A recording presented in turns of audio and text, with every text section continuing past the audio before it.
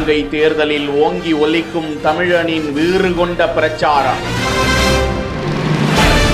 நீங்க ஒரு தேர்தல் தோட்டத்துல இருக்கீங்கன்னா, லைன் அறையில இருக்கீங்கன்னா, நீங்க வேணா போய் ஒரு பல மரத்தை போய் வைங்க, சும்மா நட்டு 20 வருஷம் கழிச்சு அதை வளரட்டும்.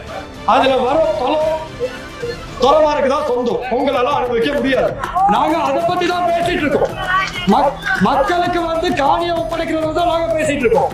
ஆனா இன்னைக்கு மக்களை திசை திருப்புறோம். இலங்கை அதிபர் தேர்தலுக்கான வாக்குப்பதிவு நிறைவு. முன்னதாக ரணில் விக்ரமசிங்கேவுக்கு ஆதரவாக சூறாவளி பிரச்சாரம் மேற்கொண்டிருக்கும் இளம் அமைச்சர் ஜீவன் தொண்டமான் யார்?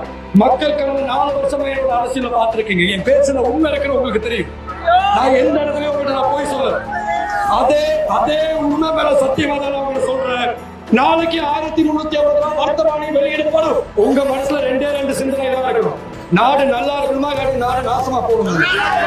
நாடு நல்லா இருக்கணும்னா கேஸ் சிலிண்டருக்கு புல் அடிய போடுங்க, அது மட்டும் போதும். இலங்கையில் ஜனாதிபதி தேர்தல் நடத்தப்படுகிறது. முன்னதாக கடந்த 2022ஆம் ஆண்டு ஏப்ரலில் கட்டுக்கடங்காத நிதி நெருக்கடியை கையாள முடியாமல் உள்நாட்டில் பெரும் போர் வெடிக்க ஜனாதிபதியாக இருந்த கோட்டபய ராஜபக்சே அப்போது பதவியில் இருந்து விலகினார்.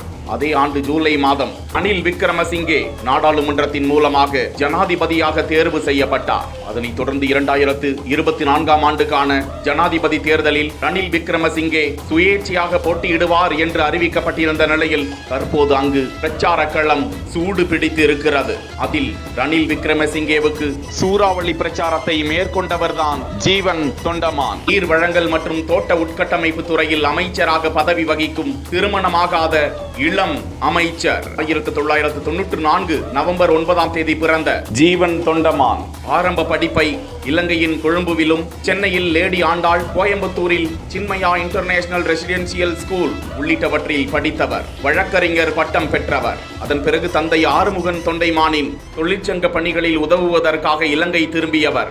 2020ஆம் ஆண்டு தந்தை மரணத்தை தொடர்ந்து ஸ்ரீலங்கா மக்கள் சுதந்திர கூட்டணியின் தேர்தல் கூட்டணி வேட்பாளராக போட்டியிட்டு இலங்கை நாடாளுமன்றத்திற்கு தேர்வு செய்யப்பட்டவர். இந்த ஜீவன் தொண்டமான் தான் வேண்டும் ரணில் மீண்டும் ரணில் என்கிற தலைப்பில் ராஜபக்ஷ குடும்பத்தினருக்கு எதிராக தீவிர பிரச்சாரம் மேற்கொண்டிருந்தார். அவரது பிரச்சாரத்தின் போது கடந்த காலத்தில் ஏற்பட்ட மறக்க முடியாத சம்பவங்கள் மீண்டும் நிகழாமல் இருக்க உங்கள் வாக்குகளை சிலிண்டர் சின்னத்திற்கு பதிவு செய்யுங்கள் என சூளுரைத்திருந்தார். தற்போது அந்த தேசத்தில் தேர்தல் பிரச்சாரம் முடிந்து வாக்குப்பதிவு நிறைவு பெற்றிருக்கிறது.